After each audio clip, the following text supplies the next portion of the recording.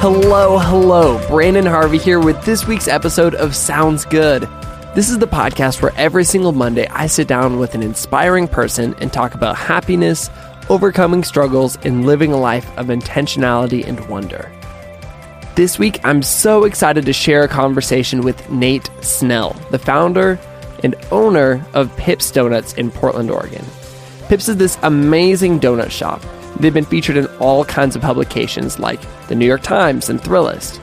And seriously, if you're ever in Portland, you have to go. But what makes this donut shop amazing isn't necessarily the donuts. It's the unique way that Nate has somehow conjured up a space that creates community, builds people up, and inspires creativity. And we're going to get into how it's even possible for a donut shop to do all of that in this conversation. So without any further ado, let's just jump straight into things.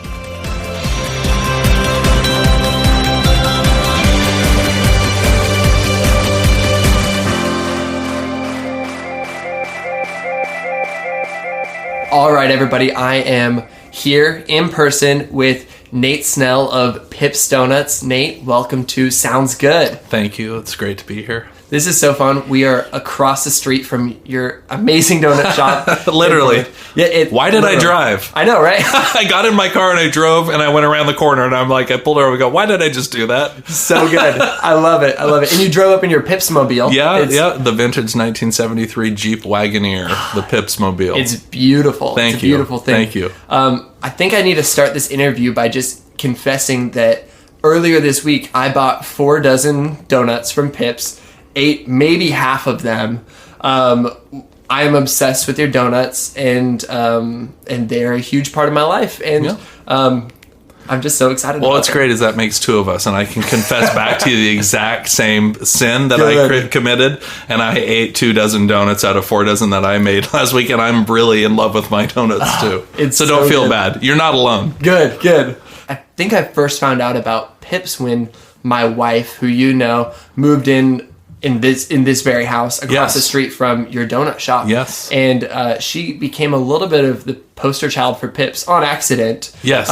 She just went all the time and ended up having a photo taken of her holding Pips, and then she ended up on your business cards. And as the background to our Facebook page and our Twitter page, and she was our, it wasn't really on Insta because that stupid picture is so small. Oh, yeah. I couldn't really, she was really the poster child, because the look on her face as she's standing there holding those donuts just embodied the joyful expression that I see so many times on people when they first take their bite of their first Pips donut.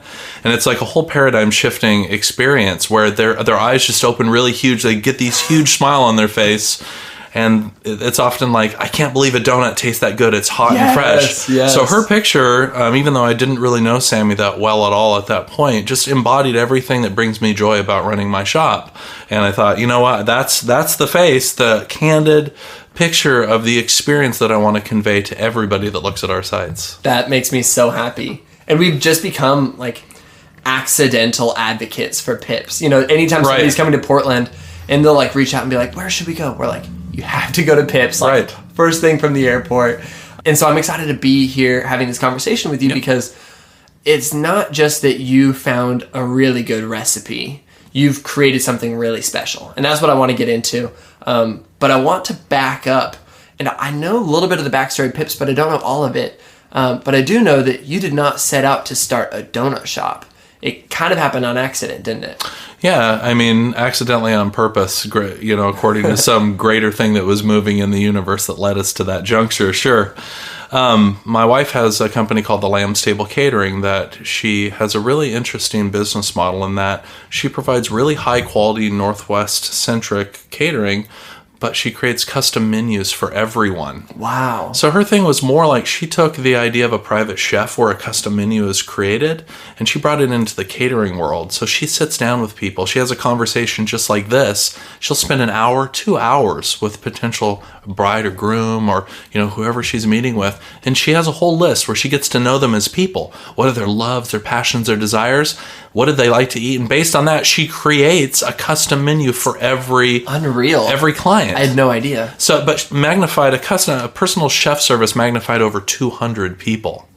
So her business continued to flourish and grow through word of mouth and great experience. And it was at the point where we were looking for her own catering kitchen that we found the little tiny 1,000 square foot shop across the street from this place. And I started helping her, with the negotiation process with the landlord. The landlord said, I love the idea of having the catering shop in here, and we'll build you a kitchen, but you have to have some sort of a retail front end. You could cook, you could have something. You could have maybe a little tiny cafe, a delicatessen, a restaurant, whatever. But I want to bring value to our my existing tenants in this building. And I really feel like Fremont is going to continue to grow and thrive. And so I want to bring value to the neighborhood as well. What can you do? Well, I was building custom guitars and amplifiers. I was doing strategic marketing and development for multiple different record labels. And I was really in my groove. And I was loving it. But when you're married, sometimes you're called to just put the things that you think are the best thing happening to you on hold, because you have to partner with your partner to move something else forward that's ultimately going to bring enrichment to your life and to the lives of those around you. And this is a perfect example of that. So we just thought, we love mini donuts. We had the mini donuts at Pike Place Market over a decade before. Yes. They created a paradigm shift in how a donut could taste. Fresh out of the fryer. Now, albeit theirs were very greasy, ultimately but the overarching thing was like, this is something different. This is something that's been done a million times before, but it's been done in a different way. American ingenuity, taking the thing that's already been done forever and putting your own unique twist on it. So I thought, Jamie, I bet we could do mini donuts even better than that. I bet we could do it in a way that would be really impactful in Portland and would be healthy. I mean, relatively healthy, all things considered, but cook them in organic soy shortening and, use quality ingredients and toppings and get away from the greasy element. And then also we were looking for another niche. And so we thought, Jamie loves to experiment with spices. She's a chef. She loves spices. That's what rules our life. Let's do 5 flavors of chai. I did market research. Nobody in the entire world was doing 5 flavors of chai and made-to-order mini donuts. I thought, we're going to create paradigm shifts on both sides. This is going to be a really cool business model. Maybe people will like it, and if they don't, we're going to have a cool place to hang out, That's amazing. So that's how it happened. It was all, I bought off on it. I ended up building everything, and I did all of the plans. We had a little bit of savings. And it was, when we ran out of money, it was friends and family that came alongside us. Just like the orphan in Great Expectations, Pip, our namesake. Yes, Pips, that's brilliant. Right? We were orphaned by the banks. They wouldn't even give us a $10,000 loan.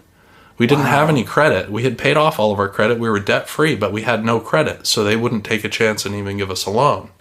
So even faced with these obstacles, we had a little bit of money we had saved up, and we had the initiative and the desire and the ability to move it forward, and we just went forward on faith. Friends and family came alongside us when we ran out of money, and we got the doors open. What created all that ambition? Like, you hit a lot of obstacles in the way. You could have just said, okay, we're going to move to a different location in town to open up this catering business. You could have said, oh, well, the banks can't give us money. We're just going to call it quits, or we're just going to scale down really small. But you kept going. Like, what created that sense of ambition for you? I think fear is a great motivator, honestly. When you go all in on something and you leave yourself no other option, you don't have an easy way out. You haven't created there's no escape clause.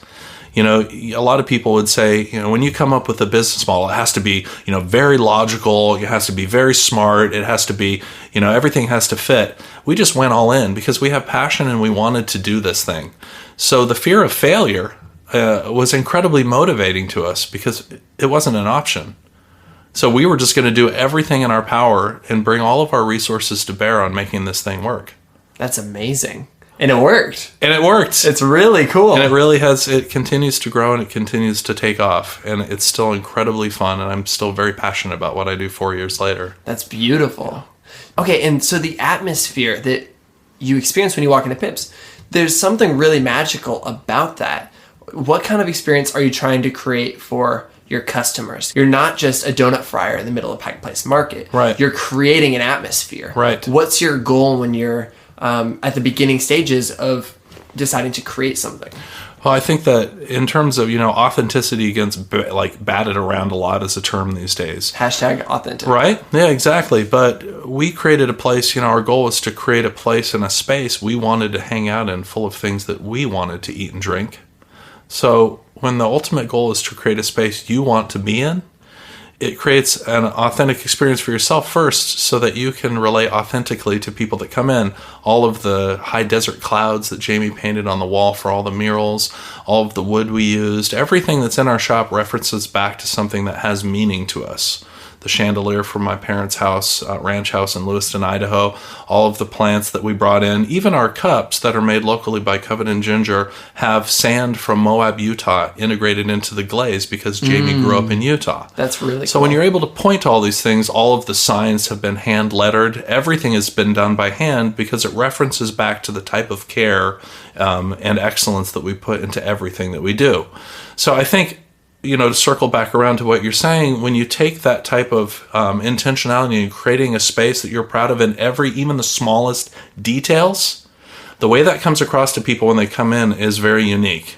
Yeah. Because it feels different. It doesn't feel like a place that they're just looking to create a cookie-cutter franchisable business model. It's a place that we went all in every aspect of how we decorated, the things we brought in, and I think that creates that experience that you're talking about. And you're telling a story with everything that you put into your space. There's meaning to it. There's depth to it. Yes, everything. I think storytelling, especially in the age of distance that can be created between people, that storytelling, the ability to look somebody in the face and tell them a story about something, to bring them deeper into your own experience, creates a really lasting impression on them. And it's one that they want to go share with other people. The reason people share about Pips all of the time is because they realize that it's truly a legitimate special experience and they want other people to share that as well. It's not a fad. True. It's an experience. We make donuts and we make chai. That's true, and they're both excellent. But the experience we provide and the way that we treat people like family is something that I think is really, really valuable, especially in a day where we're in a lot of transactionally based relationships. Owning a business to me is it's like deposits and withdrawals. You can't just sit back and expect people are going to come give you your money. You have to also put back in equal or greater amounts back into the community that supports you. That maintains gratitude. And when you have gratitude and you show that to people, and when you show that to your employees, you create this holistic circle of appreciation that ultimately ends up with customers giving you more money because you've created an experience for them that's really authentic and meaningful. Yeah. Take care of your employees, they take care of your customers. I was about to say, because I've had a number of employees who work for you, and they loved working for you. Yes. And some of them still work for you, and they love it. Yep. You do some really cool stuff for your employees. You've gotten international attention in the news for some of the cool things you do for your employees. Talk about some of the highlights. There's a lot to name. Well, we've got, I guess my two favorites. There's a lot of things that we as business owners have a privilege of doing, choices that we get to make. And the privilege of owning a business is being able to make the choices and to do the things that you wish that people you had worked for in the past had been able to do for you, or were bold enough or were brave enough to do when they're putting, when you put people ahead of profit. So that's just, there's little things that, that show people you care, like buying them Bob's Red Mill oatmeal to have every day, and, locally made power bars to keep their energy up, giving them free, giving them the ability to be generous with every customer, to give away product without accounting for it, without counting every penny. Those things just create an underlying sense of value and freedom and ownership. But two of my favorite ones are the Freedom to Give initiative, where we give each employee $30 every paycheck, and there's no accountability built into it. It's all on the honor system. So the only thing that we require is that in some capacity they use $25 of that. I leave $5 off for their taxes, right? $25 to enrich the life of someone less fortunate than themselves. I wanted to create a habit of intentional giving so that they could experience the joy that comes from sharing something that they have with someone less fortunate than themselves. Because again, when you create that lasting joy of giving to someone else versus just spending money on yourself, which is a very transient, very fleeting and temporary sense of satisfaction. You create a higher level of morale and self-worth in your employees. They translate that to the customers. That's beautiful. Yeah, so it's just thinking of things from a bigger picture, about how everything is interrelated and how everything ultimately works together. And even if it may seem like it's a non-monetary initiative that you're engaged on, ultimately it benefits everyone who's involved, from the customers to the employees to charities and nonprofits to the owners. Do you have any favorite stories that you've heard from employees about what they've spent that $25 on? I've heard so many incredible stories. I just think the ones where people are caught unawares in their ability to give generously are the ones that are most impactful to me. There's a family sitting outside of the store, and, I came out with my Thanksgiving meal, and there's this family sitting there. And, I realized, and this is me talking from an employee's perspective, them sharing the story with me, and they said to me, and I realized, I looked at them and I felt, my first inclination was, man, I just spent all this money on this big Thanksgiving feast for my family. But wait, I have the money that I got from the Freedom to Give initiative. I could totally do this. And they, and they knew that more was coming. And so they had the freedom. It kind of subverted their paradigm of not having enough to realizing that they did have something more than that family. And they went and bought them a full Thanksgiving meal. Wow. And were able to share the joy of the true meaning of Thanksgiving with this family as a result of the freedom to give that they had. In my mind, when I read freedom to give, the key word there was give. Yes. And what I'm hearing here is the key word is freedom. And Absolutely. I think that's a really good idea, because so much of the time I get paralyzed thinking, I would love to give, but if I give to them, then there's, you can just go down that track. And all of a sudden, when you feel a sense of freedom brings a lot of beautiful things. Yes. And that, I love that concept. Yeah, I think brilliant. Freedom was the overarching goal in that, and it's definitely huge. then the giving was just the vehicle to giving people freedom to generosity and to just increasing their sense of self-worth. It's scientifically proven that when you help someone less fortunate than yourself, the net benefit to your own health and your happiness is something that lasts. Wow. Versus just constantly looking to spend money on yourself to get a very temporary sense of satisfaction over the latest whatever that you bought. Did you say that you had a second thing? Yeah, the second thing is one that we're actually rolling out. It's called the Small Business Incubator. Ooh. So one of our, we have a very intentional 7-step hiring process, which brings us very special people who are literally one in hundreds that apply for each position we have.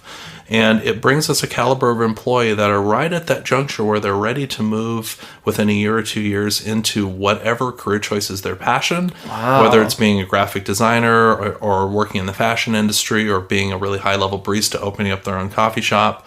And so over the course of the last almost 4 years now, we have had the pleasure to be able to support employees of ours who have moved into their own small business ownership financially and through direct small business mentorship and learning while they're at the shop, afterwards helping them to plan their business model and to get their 1, 3, and 5 year projections down, do market research. And I just thought, you know what? I want to create a system around that that's a little more formalized, because I want people to understand when you work for us, it's not about us keeping you. It's about us doing the things for you we do because it's the right thing to do. And that however long you're with us, we want you to leave with a blessing. And we want you to be our customers and our greatest advocates after you leave. But for those who want to start small businesses, we want to create a realistic avenue for them. Kind of like freedom to give. It's like freedom to own, freedom to start your own business, freedom to be an entrepreneur. We want to be the ones that invest with we don't have there's no sort of investment, ownership in their companies. We give them the money, help them get started, help them create a business plan. So if they're there, so basically it works like this. If they work for us for a year, we create a savings account for them so that if they have defined in the next year that they want to actually start a business, we create a savings account. And as long as they are willing to, meet with us and to come up with a solid business plan, the amount of savings that they get grows exponentially, far greater exponentially to that next 12 months. So it ramps up very quickly to where when they reach that 12-month period and they've completed everything and they're ready to move on, they actually have substantial seed money so that hopefully they don't have to go into owning a small business saddled with a type of debt which causes so many small businesses to initially fail. That's amazing. Yeah. You're kind of creating a cyclical process. You're allowing other people to create the same sort of business that you're creating, something Yes. that's meaningful and important, and Yes. not just taking, but it's giving. Yeah, it's the intersection of generosity and profitability. I like to say that making money and treating people well are not mutually exclusive ideals. So it's taking a niche business model that we've created and helping people to transfer some of the most important elements of that into their own small business dreams and desires. That's incredible. Like, I love the impact that your donut shop can have. It's way bigger than just making people donuts that make them smile. Right. I think it's interesting. I'm always encouraging people who are in their 20s and, early 20s and mid 20s who feel like they're spinning their wheels. I go, look, guys, I manage major label bands. I was in major label bands and independent bands.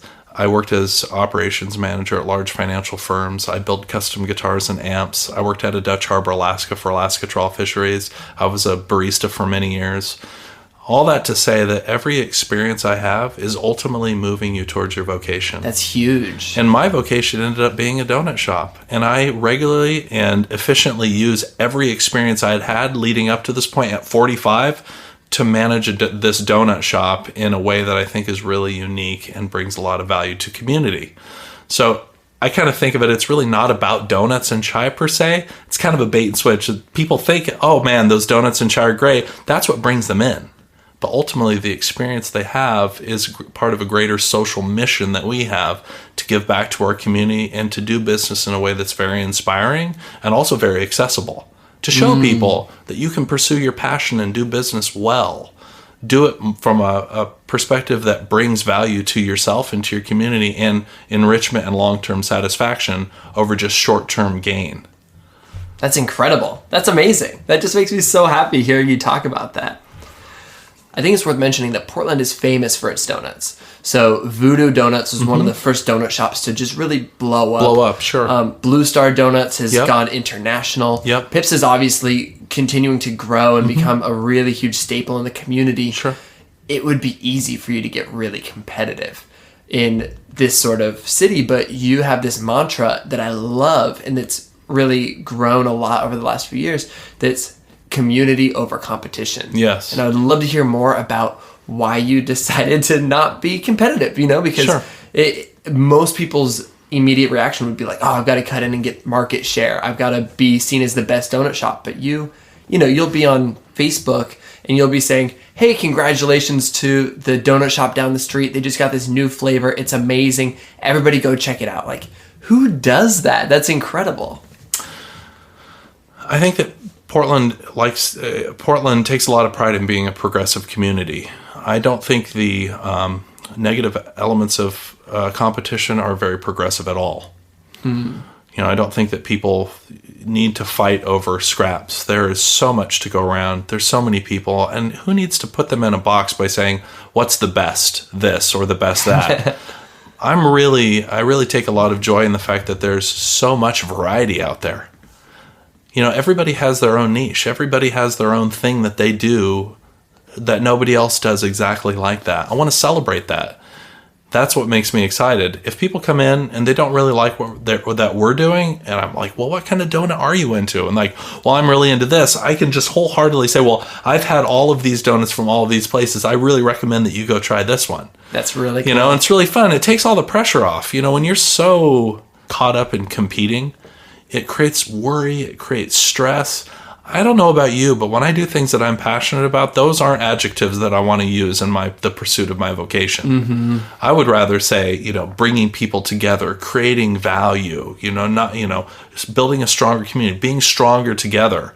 So it's been interesting to see this almost groundswell shift in the way that donut shops operate over the last 4 years that we've been in business, to create this new paradigm shift for them. Like, hey, you guys, all cocoa donuts, delicious donuts, let's all get together at my shop and let's sit down and let's figure out what's worked for you, what's not. Let's exchange ideas. You have ways you do things that I probably haven't even thought of yet. I can fully be like enriched and benefit from your experience. Inversely, maybe I have some things I've done that I can talk to you about that can enrich your experience and create a new value proposition for the way you run your business. That's so cool. It's just more strength, and when people feel like they're supported and we're not having to compete, we can actually focus on the things that are important to us, which is serving our customers well, making an excellent product. Let's take competition out of the equation. Yeah. You know? That's amazing. And you talked about this a little bit earlier. You made reference to this, but Pips is just one donut shop in a neighborhood in Portland. It's small and it's local. Yep. Like, why not franchise it? Why not Shark Tank it? Why not create a whole bunch of them? You know, why not sell it? I mean, and I know the answer. You've alluded to this again and again, but tell me about why your heart is in this community. Well, I think the overarching desire of my heart in terms of how I run business is to have enough, and enough to me is so luxurious. I've spent my whole life living paycheck to paycheck, you know, going from one job to the other, just scraping by.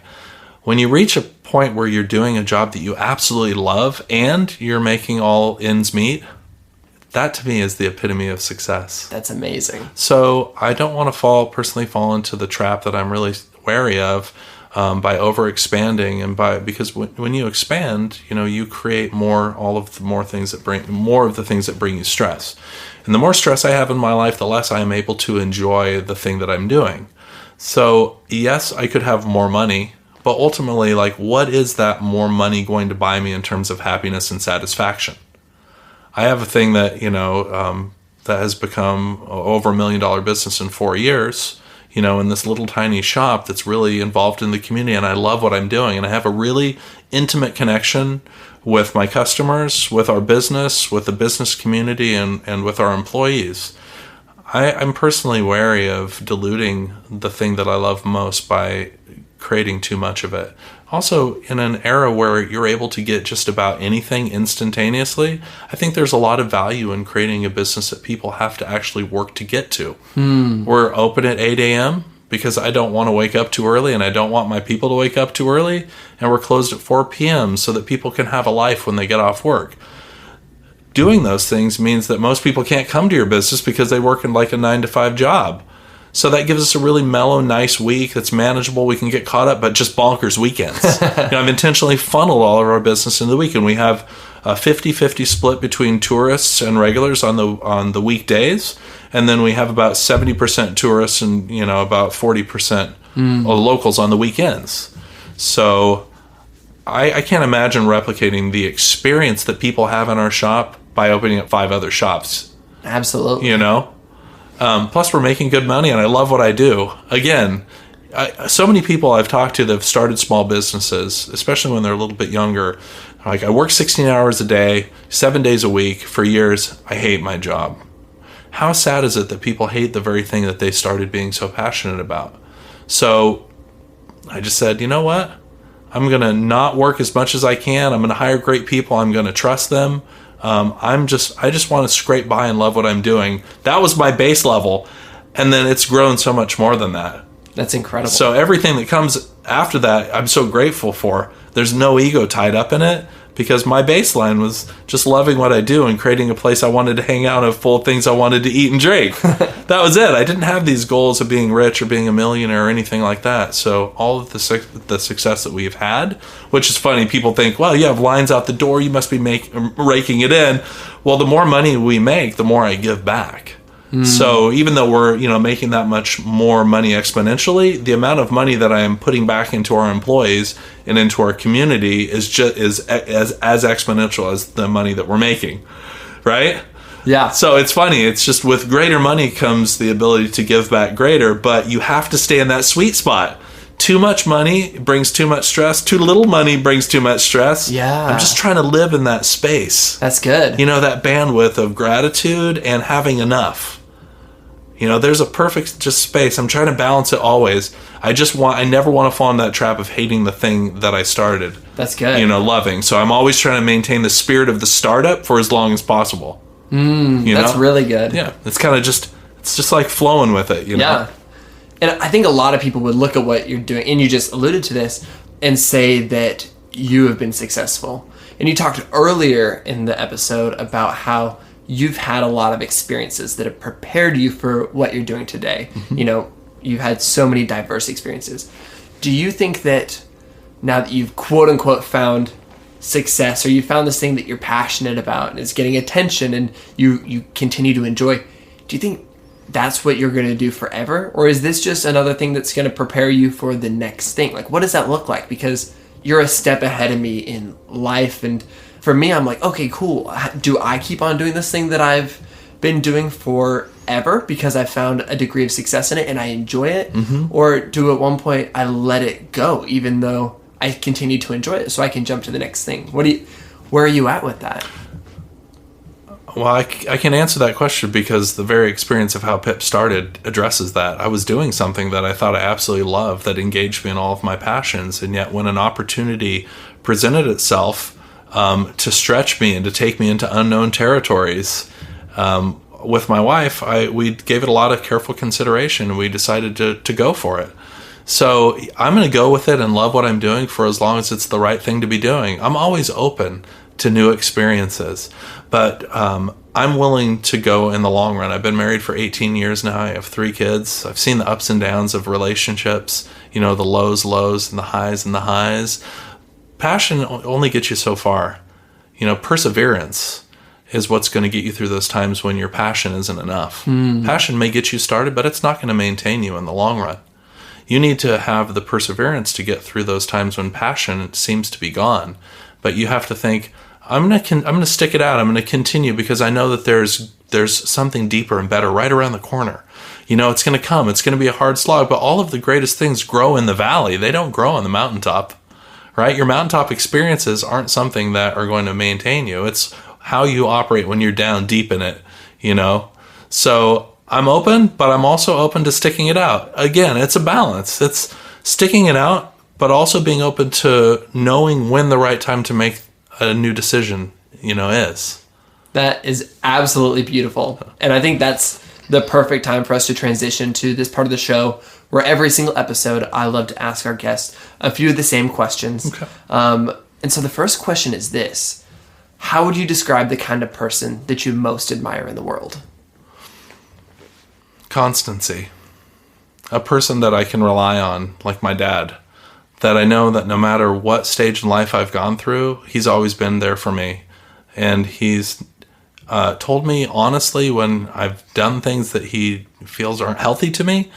But the overarching thing is that he's always supported me. So constancy, commitment and consistency. My dad has modeled that for me, and that I value greatly. I'd be at a rock show, and I'd have dreadlocks, playing in a grunge band on stage at the X-Ray Cafe, which Trace from Voodoo Doughnuts owned. Amazing. Yeah, I begged him for my first all ages show. That's cool. So I'd be up there playing, and my dad, he's like standing on the back wall, up on top of a bench to get away from the mosh pit, and he's standing there. I go, Dad, what, hey man, what'd you think of the show? And he tells me, it was very interesting, But whether he liked it or not, he was there. He was always there for me, and he always supported me, even if he didn't necessarily understand what I was doing. That, to me, that's how I try to live my life. Constancy, consistency, being there for people. Even if I don't necessarily understand what they're doing, like looking past the thing they're doing into who they are as people and supporting them as people. That's beautiful. Constancy. Yep. It's really good. Question number 2. What are you consuming that you love right now? So maybe it's a TV show, a book, a movie, and ideally something that relates back to some of the themes we've talked about in this episode. So whether it's community or creating a business like this, whatever it is. Well, I know a lot of people kind of bound in a lot of different professions, or orientations, whether it's, business or religion, are always kind of going from the, one book to the other.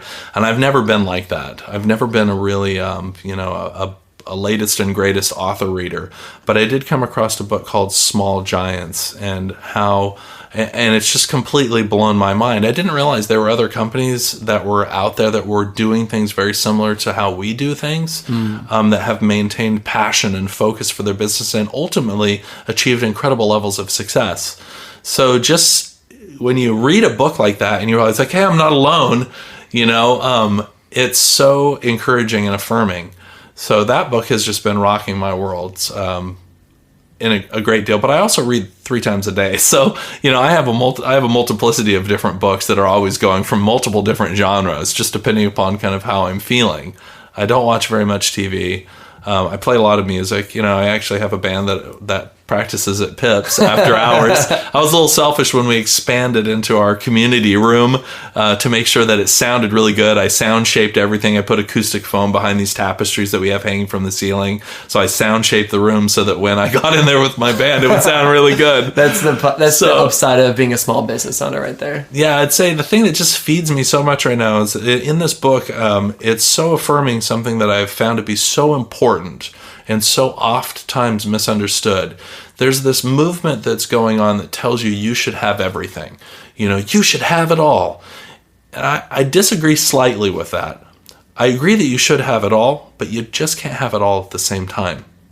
So I put down music and playing music and building guitars so that I could focus on building Pips. I did intentionally sacrifice something for a period of time in order to focus on something else. But it didn't mean it was the death of those things. Yeah. I didn't mourn them as something that had died in order to do something else. I simply had the peace just to say, I'm going to just put this aside for a while so I can focus all of my energy on this thing. Now, it was about 3.5 years later, I picked up the guitar again, I started writing songs, I put a band together, and now I have the best band practice place in the entire city. Right? Go play and rock out, nobody cares, no neighbors. I didn't have that before. And I'm still writing songs that I really think are relevant, and I'm having a great time. And now I have money to buy the music gear that I always wanted. So, yeah, you can have it all, just not all at the same time. Sometimes you have to put other things aside in order to really focus on the thing that's right in front of you. And reading that book has just really affirmed that in my life, and seeing how that's worked has been really encouraging. That's so good. I love it. I've got a new question that I'm trying out. When is the last time that you changed your mind on something? So you believed something to be true, and then you were open-minded enough to say, I'm going to rethink this. I'm going to look at somebody else's perspective, and you came to a new conclusion. Almost every day at my shop, the systems that we've created, I sit down with new employees and I say, hey guys, we have 6 different stations that all operate in harmony with one another to have a system that creates a product in a timely manner and with excellence. But I only have my own perspective. So learn the way that we have done it up until this point, and then if you have a suggestion for a way to do it better or differently that's going to bring more value, bring it to me. And all of our systems started off with me. I opened up the shop. Nobody was teaching me. I had to create them all myself. But our systems have been refined and have been changed over time by the input from our employees.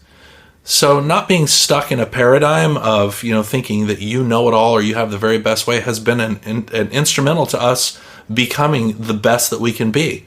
Being open to employees speaking to their boss and saying, I have an idea, and me as the boss listening and saying, dang, that is such a great idea. I never would have thought of that. Thank you so much. We are going to implement that, and then teaching that to our, will you teach that way to everyone else? That's They're huge. like, yeah. And then they have ownership and they teach, and things just keep getting better. So you have 16 employees now, and having 16 minds put to the task from all different varying perspectives, bringing those perspectives elevate the experience and the efficiency and the excellence of what we do. And looking at that as an asset and not a liability is huge. Yeah. But the caveat is learn how we do it first. Yes. And then if you have a better idea. So it's not just, I think I've got a better idea. I don't really know what you're doing, but I bet I can do it better. So it's intentionality. It's like learn it first and then come to us. I want a reasoned, logical explanation of how that's going to improve. If you can give that to me, I'll change my mind. I absolutely hate it when I worked for places and I would question, why do you do the things the way you do? And the answer would be, well, that's just the way we do them. Like, it infuriated me to the core of my being. That I just wanted to pull my hair out and run screaming like a madman down the hallways. Because just because you have a way of doing things doesn't mean it's the best way it can be done. And I'm always open to changing my mind to make it better. It's perfect. That's really good. My last question is, based on the ways you've chosen to step out and live your life differently, what's one thing you'd encourage someone else to do in their own life today? Every day I wake up at about 5 a.m. and I spend an hour by myself. No phone, no books, no input, and I just sit on a chair. I drink my coffee, It's super pleasurable to make coffee, and I sit there and I'm just open, So I create intentional time for myself, and almost, I would say probably 98% of the time I just end up with gratitude. Because I've created a space where I'm considering everything that's happened, and I consider what the alternatives could be, and I'm so filled with gratitude and perspective. It gives me perspective going into my day. So just creating intentional time to sit there and just consider all of the things that you're grateful for just sends you off on the best way. I think so many people wake up and they're immediately on their phone, they're stressed, and they're already in this. Me just creating a pocket of safety in my life to just sit there and reflect on things I'm grateful for. That's why I don't think that Mondays are bad, because every day is an amazing opportunity. And every day that we're not sleeping, we have an amazing opportunity to do good in the world. So I don't ascribe different levels of importance to different days of the week, because I sit there in the mornings, regardless of what day it is, and I just reflect on the things that are good in my life. And I go forward with that mindset, and it's almost like I'm kind of I've armored myself up to go out and get with the world. It's just a great place to start. You're starting your day with gratefulness. Yeah, with gratitude, because it could be so much worse. Starting off reflecting on the things I'm grateful for. And it's funny when you start thinking, you start with just a couple of things and then it just almost snowballs. You just realize how many great things there are in your life. And when you go out in the world, you're just like, wow, that thing that may have been a really big deal to me had I not started that way it's nothing. It's just nothing. It's like there's so much great stuff happening. I can handle it. Man, this has been such a fun conversation. I'm leaving just excited and inspired. If people want to eat Pip's Doughnuts, obviously they can come to Portland, come down to Fremont Street and eat some delicious donuts, probably get 4 dozen like I do. But if they want to follow along from afar, or they just want to continue to see the amazing things that you're doing with this community and creating community, not competition, where can they do that online? So they can, our prime social media platforms are Instagram, Facebook, and Twitter, and they're all just /Pips Original. So good, and it's so fun, and you'll probably see. And I do all of the social media stuff myself, because I think it's really important to reveal the person behind the business and to have a direct connection with our audience and our potential customers and our existing customers. So I talk about it, it's not just about pretty product shots. It's about revealing who the person is behind the business, how we run our business. So I think it's a real privilege to be able to use social media in a way that enlightens people, that informs people, that educates them and uplifts them. It's amazing. Yeah, I love that we got to do a little bit of that here on the show today. Right. So thank you so much for being here, Nate. I really appreciate it. And this is so good. Okay. Thanks, Brandon. Thank you.